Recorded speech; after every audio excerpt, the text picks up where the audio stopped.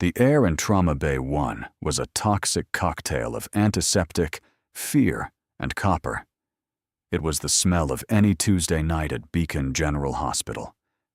Nurse Anya Sharma moved through the controlled chaos with an economy of motion that bordered on invisibility. She was a ghost in green scrubs, restocking crash carts, titrating drips, and applying pressure to wounds with a calm that unnerved the younger residents. They saw a quiet, competent nurse, maybe a little too serious, with eyes that seemed to hold a geography far older than her face.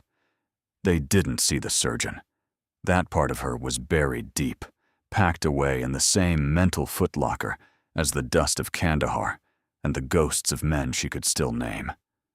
"Nurse, are you just going to stand there, or are you going to get me a number 10 blade?" Dr. Marcus Thorne's voice was a scalpel in itself, sharp and designed to cut. He was the chief of surgery, a man who moved through his hospital like a feudal lord surveying his lands. He was brilliant, arrogant, and utterly convinced of the infallibility of his own protocols. "On it, doctor," Anya said, her voice flat, betraying nothing. She retrieved the blade without meeting his gaze. To him, she was just another pair of hands, interchangeable and subordinate. She preferred it that way. Anonymity was a fortress. He snatched it from her gloved hand. "When I ask for something, I expect it to be in my hand before I finish the sentence. Is that understood, Sharma?" "Understood, Dr. Thorne." The condescension was a familiar weight. He saw her youth, her gender, her quiet deference, and filed her away as unremarkable. He had no idea that she had once performed a craniotomy with a Leatherman tool and a hand drill under mortar fire. He had no idea the hands he just belittled had held the literal heart of a 4-star general and coaxed it back to life. The overhead speakers crackled, a voice slicing through the din. "Code trauma, ETA 2 minutes. Gunshot wound, multiple. Law enforcement escort. Patient is combative." Thorne's eyes lit up. This was his arena. "All right, people, let's look alive. Trauma 1, now. I want a full team, full activation. Let's show them how the best do it." Anya felt a familiar, unwelcome tightening in her gut. Combative. GSW. Those words were a key turning a lock in a door she kept bolted shut. The ambulance bay doors hissed open, vomiting red and blue light into the sterile white of the hospital. Paramedics wrestled a gurney, 2 police officers flanking them, hands resting on their sidearms. The man on the gurney was a monument of restrained violence. Even strapped down and bleeding through hastily applied bandages, he radiated a dangerous energy. He was built like a brick wall, with a neck as thick as a tree trunk and arms corded with muscle. But it was his eyes that stopped the room. They were chips of ice, scanning every face, every exit, assessing threats with a terrifying speed. He wasn't just a patient. He was a soldier. Anya knew the look. It was the gaze of a man who had lived his life 1,000 yards away, even when standing right in front of you. Male, approximately 40. 2 gunshot wounds to the chest, 1 to the upper abdomen. Vitals are all over the place. He ripped out 2 IV lines in the bus. A paramedic gasped, sweating. "He won't let us touch him." Thorne stepped forward, puffing out his chest. "I am Dr. Thorne, Chief of Surgery. You're in a hospital. We're here to help you. We need to get you to an operating room." The man on the gurney simply turned his icy gaze on Thorne. He didn't speak. He just stared. And in that stare was a promise of violence so profound that Thorne, for the first time Anya had ever seen, took an involuntary step back. "Sir, you are bleeding internally," Thorne tried again, his voice strained. "You will die if we do not operate." A low growl rumbled in the man's chest. He tested the restraints, the leather creaking in protest. "Don't touch me." The words were gravel, each one a separate, painful effort. Security guards moved closer, uncertain. The trauma team stood frozen, a tableau of useless expertise. They had all the tools to save him, but they couldn't get past the wall of his will.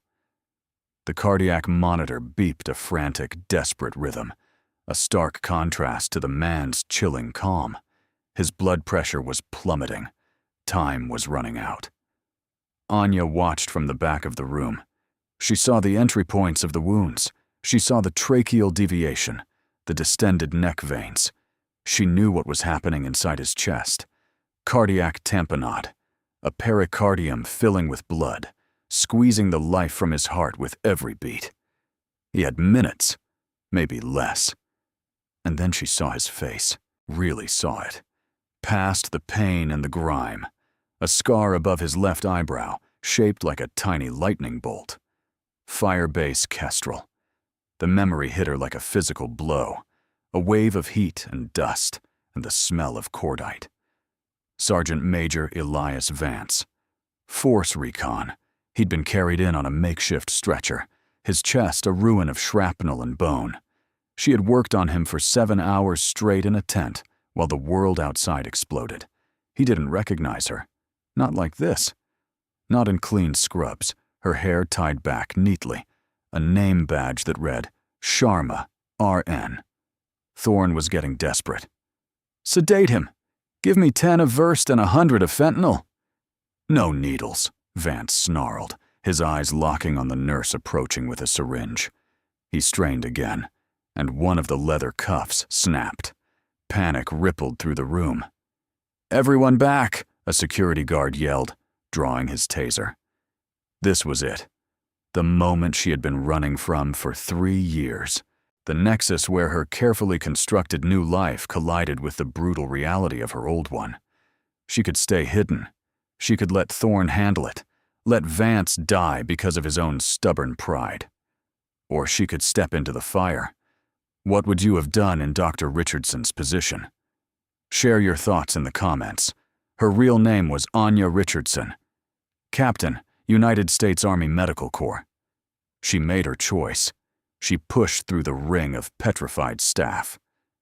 Sharma, get back here! That's an order! Thorne barked. Anya didn't even hear him. Her world had narrowed to the man on the gurney. She walked calmly towards him, her hands open and visible. She stopped just out of his reach. He watched her, his breathing ragged, his eyes narrowed in suspicion. She didn't speak. Instead, she reached under the collar of her scrubs. Her fingers found the cold, familiar metal of the chain she never took off. She pulled it over her head. Dangling from the chain were 2 small, worn pieces of steel, her dog tags.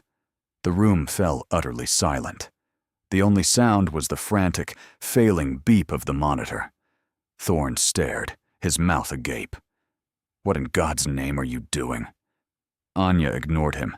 She took a final step forward, leaned over the gurney, and gently, reverently, placed the dog tags on Elias Vance's blood-soaked chest. He flinched at her proximity but didn't pull away. His gaze dropped from her face to the metal resting on his sternum. He squinted, trying to focus through a haze of shock and pain. The engraved letters were faded from years of sweat and wear. Richardson, Anya Copos, Tef-141 Surgical. His breathing hitched. His whole body went slack, the fight draining out of him in a single shuddering exhale.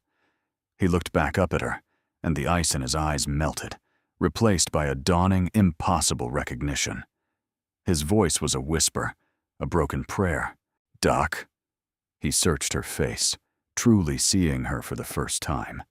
The nurse in green scrubs dissolved, replaced by the memory of a much younger woman in blood-caked fatigues, her face illuminated by the flickering light of a surgical headlamp. Doc Anya, he breathed, Firebase Kestrel. The name of that forgotten hellhole hung in the sterile air of the trauma bay like a ghost. Thorne looked from Vance to Anya and back again, his mind struggling to process the scene. Doc, what is he talking about? Sharma, what is this? And then the bottom fell out. The monitor let out a single, long, piercing tone. Flat line. Vance's eyes rolled back in his head. Chaos erupted. He's in V-fib! Crash cart! Get me the paddles! Thorne roared, snapping back into action. Someone start compressions! But Anya was already moving. Her transformation was instantaneous and absolute. The quiet, deferential nurse vanished. In her place stood a commander. No! Her voice was not loud, but it cut through the panic with the authority of a rifle shot. It was a voice forged in the crucible of mass casualty events, a voice that had commanded life and death over the screams of the dying. Every person in the room, including Marcus Thorne, froze and stared at her. Paddles won't work. It's not an arrhythmia. It's a mechanical failure, she stated, her eyes scanning the monitors, her hands already reaching for supplies. His heart is being crushed. He has a massive pericardial tamponade. We open his chest right here, right now. Thorne blinked. Open his chest? Here? That's insane. We don't have a sterile field. We don't have a thoracic surgeon on the floor. We take him to the OR. He'll be dead before the elevator doors open, Anya said, her voice dangerously calm. She locked eyes with Thorne, and for the first time, he saw the truth of her. He saw the steel. I am a thoracic surgeon. Not a question. A statement of fact. She turned to the stunned scrub tech. Give me a number 10 blade, a giggly saw, and a Lebsha knife. And get me the biggest rib spreaders you have. Now. The tech stared, paralyzed by the conflicting orders from a nurse and the chief of surgery. Anya leaned in close. I've done this in the back of a Black Hawk taking ground fire. This room is a luxury. Give me the tools. The tech, mesmerized by her certainty, moved to obey. Sharma, you are a nurse, Thorne protested, his authority crumbling. You can't perform an emergency thoracotomy in the trauma bay. You will be fired. You will lose your license. You will go to jail. Anya picked up the scalpel. She didn't look at Thorne. She looked at the dying man on the table, the man she had saved once before in a place far worse than this. Watch me. With a single decisive movement, she made a sweeping incision from his sternum around to his back, following the line of the 5th rib. Blood welled, but her movements were too fast, too precise for anyone to stop her. Suction, she commanded, not looking up. A nurse, acting on pure instinct, placed the suction tube in her waiting hand. She cut through the intercostal muscles with practiced ease. The room was filled with the grim, wet sounds of surgery. Thorne stood by, his face a mask of horror and disbelief. His entire world, a world built on rules, protocols, and hierarchies, was being dismantled before his eyes by a nurse with a scalpel. Rib spreaders, Anya ordered. The tech slapped them into her palm. She inserted the tool between the ribs and began to crank it open. There was a sickening series of cracks as cartilage and bone gave way. Vance's chest cavity opened before them, a brutal, visceral revelation. There, Anya said, pointing with the tip of her scalpel. The pericardial sac. It's blue. It should be white. She looked at Thorne, pulling him into her orbit. Doctor, I need your hands. I'm going to incise the pericardium. There will be a rush of blood. As soon as it's clear, I need you to find the source of the bleed on the right ventricle. It'll be a small bleeder from the GSW's path. Put your finger on it. Just your finger. Can you do that? Her tone was not condescending. It was the voice of a teacher, a leader pulling a subordinate into the mission. Marcus Thorne, the great and powerful chief of surgery, nodded numbly. He was no longer in charge. He was an assistant. Anya made a small nick in the taut sack. A geyser of dark, old blood erupted, splashing onto the floor, and on the monitor, a blessed sound. Beep. Beep. Beep. A rhythm. Slow, weak, but it was there. A ragged cheer went up from the assembled staff. Don't celebrate yet, Anya snapped, her focus absolute. Dr. Thorne, the bleed. Thorne, his arrogance stripped away, leaving only the raw surgeon beneath, plunged his hand into his patient's open chest. His fingers, guided by years of experience, found the sputtering tear in the heart muscle. He pressed his index finger against it. The frantic bleeding slowed to a trickle. "I've got it," he said, his voice filled with a new, profound respect. "Hold it there," Anya said. "Just like that." She looked at the anesthesiologist. "He's lost at least 3 liters. I need you to get ahead of the triad of death. Push calcium, keep him warm, and transfuse like his life depends on it, because it does. Activate the massive transfusion protocol. I want a 1-to-1-to-1 ratio of packed cells, plasma, and platelets." She was rattling off orders, her mind working 10 steps ahead of everyone else in the room. She was conducting a symphony of trauma resuscitation, and the stunned team became her orchestra.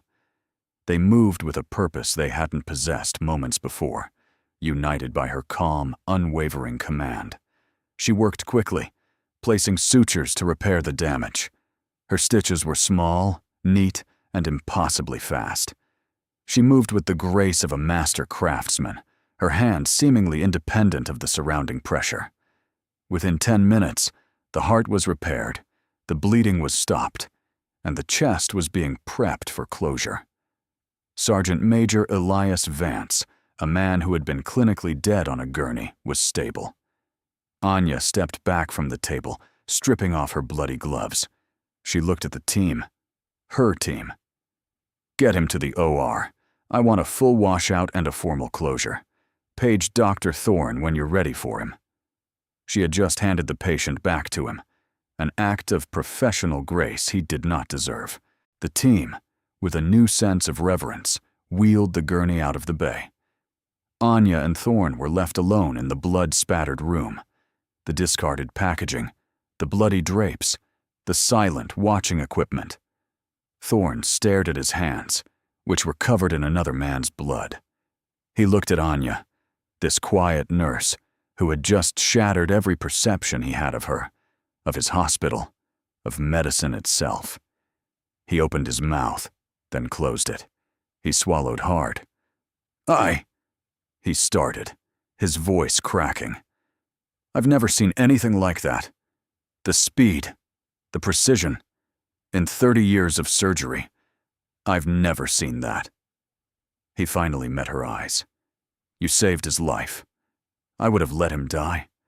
I would have followed the protocol, and he would be dead."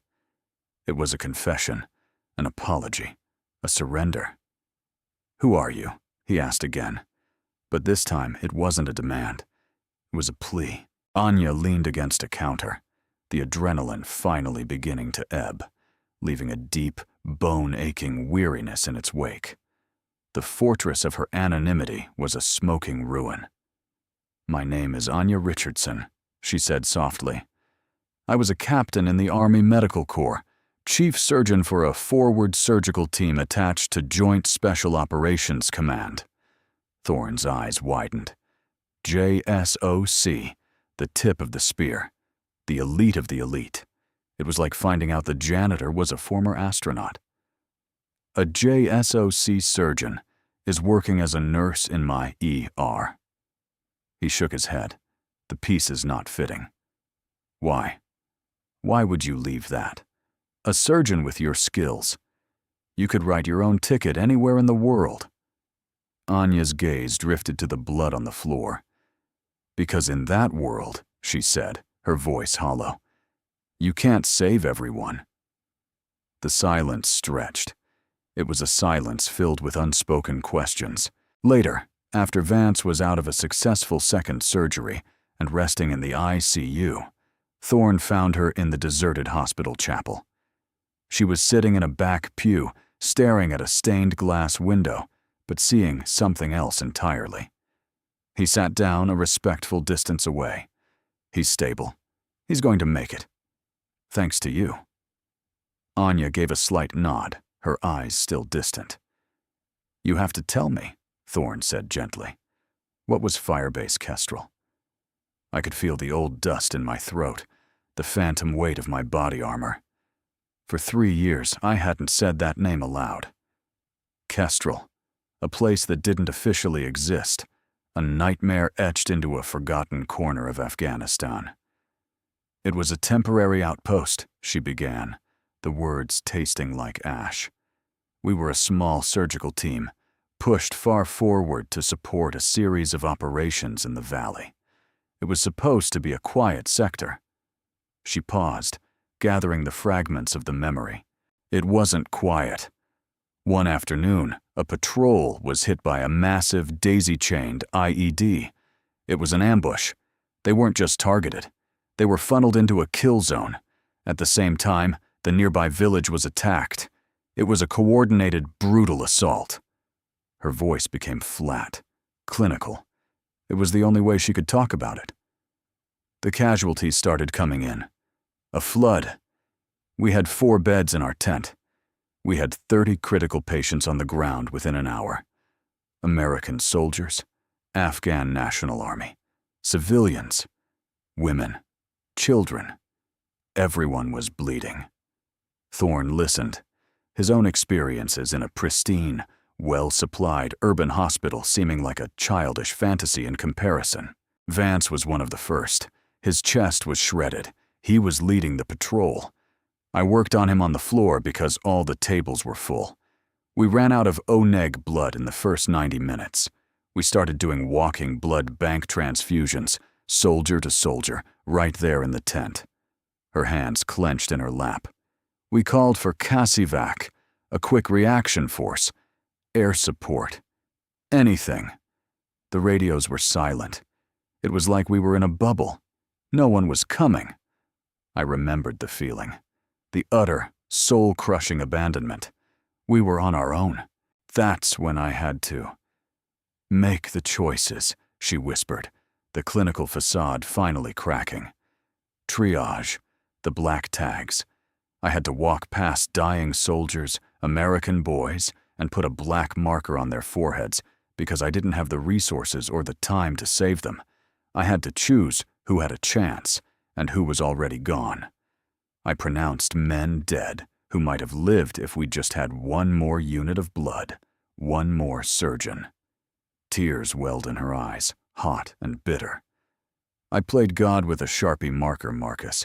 I looked a 19-year-old kid in the eye and told my medics to move on to the next one. I can still see his face. He knew. You saved Vance, Thorne said, his voice thick with emotion. You saved dozens of others, from what it sounds like. I remember the ones I lost, she countered, her voice breaking. I remember the ones I condemned. After 12 hours, a relief force finally broke through. By then, it was over. We had saved 17 and lost 13. The official report called it a success. Heroic medicine under fire. She finally looked at him, her eyes burning with a self-hatred that stunned him. They wanted to give me a medal. I told them where to put it. I resigned my commission the next day. I couldn't be a surgeon anymore. I couldn't hold that power. I just wanted to be a nurse. I wanted to follow orders and help people without having to decide who gets to live. I came here to be invisible, to be quiet. Her confession hung in the sacred silence of the chapel. It was a story of impossible heroism, cloaked in the language of failure. Thorne finally understood. She wasn't hiding from her past. She was serving a penance for it. Before he could respond, his pager buzzed violently at his hip. He glanced at it. 911. Front desk. I have to take this, he said, standing up. Anya nodded, wrapping her arms around herself, lost in the ghost-filled chapel. When Thorne returned 10 minutes later, his face was pale. The look of awe was gone, replaced by one of dread. Anya, he said, his voice low and urgent. There are men here, in the lobby. They're not police. What do they want? She asked, a cold knot forming in her stomach. They want to see Sergeant Major Vance, Thorne said. But that's not all. They asked for you. By name, Dr. Anya Richardson. The fortress was not just breached. It was overrun. They came to the ICU not as visitors, but as an occupying force. 4 men in impeccably tailored dark suits, moving with the fluid, predatory grace of federal agents, or something worse. They cleared the hallway, their presence a silent, suffocating pressure. The man who led them was older, with silver hair cropped short and a face that looked like it had been carved from granite. He wore his suit like a uniform. His eyes were cold, analytical, and utterly devoid of empathy. He stopped at the nurse's station, where Thorne and Anya stood waiting. He didn't look at Thorne. His entire focus was on her. "Dr. Richardson," he said. It wasn't a question. "I am Colonel Sterling. I believe you and I have some business to discuss." The name hit Anya like a physical shock. Colonel Sterling. He had been the operational commander for the entire province, a man who existed only in encrypted radio calls and classified briefings. A ghost, the man who had never answered their calls for help.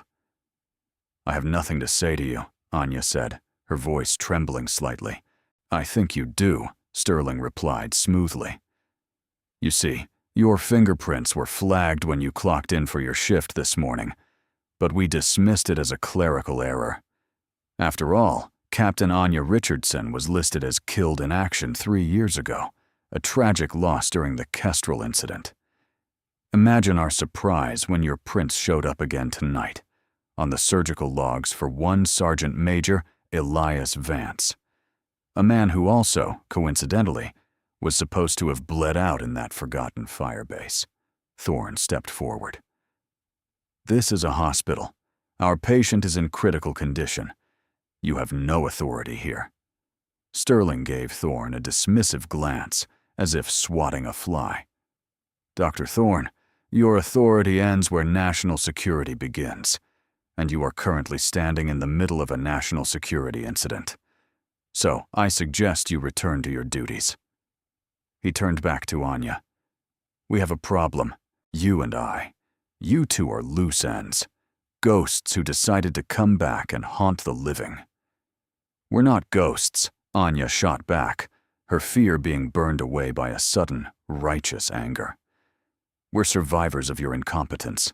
You left us there to die." Sterling almost smiled. It was a chilling sight. "Incompetence? Oh no, Doctor. Nothing could be further from the truth. The lack of response was very, very competent.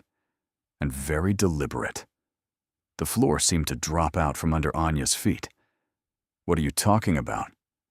"Come now, Doctor. A surgeon of your intelligence? You must have suspected. Firebase Kestrel wasn't just an outpost. It was a black site. We were running a high-value asset, a Taliban commander we had turned. He was giving us intel that was winning the war in that valley. That morning, he was compromised. The ambush on Vance's patrol and the attack on the village, that was the enemy coming to clean house. They were after our asset, who we were hiding in that village." He stepped closer, lowering his voice conspiratorially. "We couldn't send a relief force. It would have exposed the entire operation, years of work. The decision was made at the highest levels. The firebase, the patrol. You were all deemed an acceptable loss to protect the larger mission." Acceptable loss. The words echoed in the sterile hallway, more violent than any gunshot. The 13 people she had lost. The 19-year-old boy whose face was seared into her memory. They weren't casualties of war. They were sacrifices on the altar of intelligence operations. Her guilt, the crushing weight she had carried for 3 years, was a lie. It wasn't her failure. It was a setup. You murdered them," she breathed, the horror of it settling into her bones. "We made a hard choice," Sterling corrected her. "One you, as a triage surgeon, should understand. Sometimes, you have to sacrifice the few to save the many. Your team's survival was an unforeseen complication. Your subsequent disappearance was a gift. We closed the file. Until tonight." He gestured toward Vance's room. "He can never be allowed to tell his story. And you, doctor, you are a liability of the highest order. So you have a choice." He laid it out with chilling simplicity. She could disappear again, for good, into a deep black program where her skills would be used by them, in places that didn't exist, on people who didn't have names. Or she could refuse. He left the alternative unspoken, but his eyes made the threat clear. She and Vance would become a tragic hospital accident, a gas leak, a faulty electrical wire. "You can't do this," Thorne said, his voice shaking with rage. "This is America. There are laws, rules." Sterling finally looked at Thorne, a flicker of pity in his eyes. "Doctor, in my world, we write the rules." Anya looked past Sterling, through the glass into the ICU room. She saw Vance, lying still amidst the machines that were keeping him alive. She saw the man she had pulled back from the brink, twice. She thought of the men she had been forced to leave behind. Her penance wasn't for her failure, it was for theirs. And she was done paying for their sins. "No," she said. It was a single word, quiet, but absolute. Sterling raised an eyebrow. "I advise you to reconsider, Doctor." "I said no," she repeated, her voice gaining strength. "I will not run. I will not hide. And I will not work for men who sacrifice their own soldiers. You're not a patriot, Sterling. You're a monster wrapped in a flag." She looked at Thorne. A silent communication passed between them. He had been her antagonist, her skeptic. Now, he was her only ally. "Marcus," she said, using his first name for the first time. "Code Silver." Thorne didn't hesitate. He reached for the panic button under the nurse's station desk. One of Sterling's men moved with impossible speed, grabbing Thorne's wrist. But it was too late. The alarm was already sounding. A Code Silver was an active shooter or hostage situation. It meant an immediate hospital-wide lockdown and a massive police response. Sterling's cold composure finally broke. A flash of fury crossed his face. "You have no idea what you've just done," he hissed. "Yes, I do," Anya said, standing her ground as lockdown shutters began to slam down over the windows. "I just put you in a cage full of witnesses. In your world, you write the rules.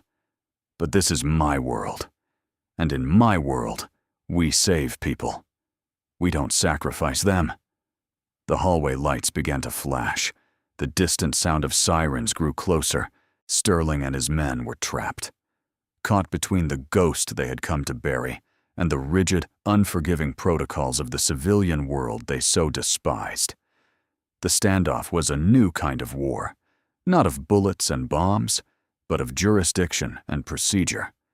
Sterling's authority, so absolute in the shadows, evaporated under the fluorescent lights of a locked-down hospital. He couldn't make a move without exposing his entire illegal operation. The local police, then the FBI, swarmed the building, drawn by the Code Silver. Sterling and his men were detained, their thin cover stories about a federal patient transfer crumbling under the weight of a hospital full of doctors and nurses who had all seen them try to intimidate Anya and Thorne. The presence of a decorated Force Recon Sergeant Major as the patient gave the story a gravity they couldn't wave away. It was messy. It was complicated. It involved calls from Washington that made the hospital administrator's hair turn white. But Anya had dragged Sterling's shadow war into the light, and like a vampire, it couldn't survive the exposure. He was eventually released, whisked away by powers far above the local police, but he was damaged goods. His operation was blown. He had lost. In the aftermath, Beacon General was in an uproar. The board of directors held an emergency meeting. A nurse had performed open-heart surgery in the ER. A former top-secret military surgeon was working on their floor. Government spooks had locked down their ICU. Anya expected to be fired. She expected to be sued. She expected to have to run again. Instead, Marcus Thorne stood before the board and gave the performance of his life. He didn't just defend her, he canonized her. He described what she had done, not as a breach of protocol, but as a miracle of medicine. He spoke of skills he had never witnessed, of a calm under pressure that was almost supernatural. "We have a unicorn in our hospital," he told them, his voice ringing with passion. "A once-in-a-generation talent who we have been using to change bedpans. The question is not whether we should punish her for saving a man's life. The question is how we can possibly be worthy of keeping her." He presented them with a proposal, one he and Anya had sketched out on a napkin in the hospital cafeteria while waiting for the chaos to subside. She had made her decision in the flashing lights of the lockdown. She was done hiding. The guilt that had driven her into the shadows was not hers to carry. Her skills were not a curse, they were a gift. Hiding them had been the real penance, a waste of a talent forged in the worst places on earth. She would not just be a surgeon again, she would be more. The board, stunned and facing a public relations nightmare that Thorne had expertly reframed as a story of unbelievable heroism, agreed. They offered her a position that had never existed before, director of the newly created Center for Combat and Austere Trauma Studies, CCATS. It would be her program, her vision, a place to bridge the gap between military and civilian medicine. She would train civilian surgeons in the life-saving, improvisational techniques she had mastered. She would oversee the treatment of veteran patients, ensuring they were cared for by people who understood the unique physical and psychological scars of war. She was given a blank check and a mandate to build the best trauma program in the country. 6 months later, the center was open. Dr. Anya Richardson stood in the observation dome above a state-of-the-art operating theater that she had designed herself. It was nicknamed the Sandbox. Below, a team of Beacon's best surgeons, led by Marcus Thorne, was working on a complex multi-trauma patient from a highway pileup. Anya spoke into her microphone, her voice calm and clear, piped into the headsets of the surgical team. "Marcus, the fragmentation pattern on that liver lac suggests a high-velocity impact from the steering column. You'll find a secondary bleed behind the portal vein. Don't chase it. Pack it and move on to the spleen. Remember the damage control philosophy. We're not trying to make him perfect. We're trying to keep him alive." Thorne, his brow furrowed in concentration, nodded. "Understood, Director." She was no longer a ghost. She was a presence, a leader. Her past was not a source of shame, but a wellspring of unparalleled expertise. Sergeant Major Elias Vance, after a long and grueling recovery, was the center's first official patient liaison. He sat in a wheelchair beside her in the observation deck, a permanent fixture, his icy eyes now filled with a fierce, unwavering loyalty. He helped counsel the veteran patients, his very presence a testament to the miracles that could happen in this place.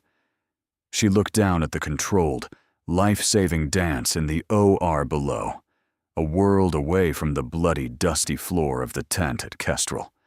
She was still making choices. She was still deciding who lived. But now, she was not alone. And she was not running from the ghosts of her past. She was putting them to work.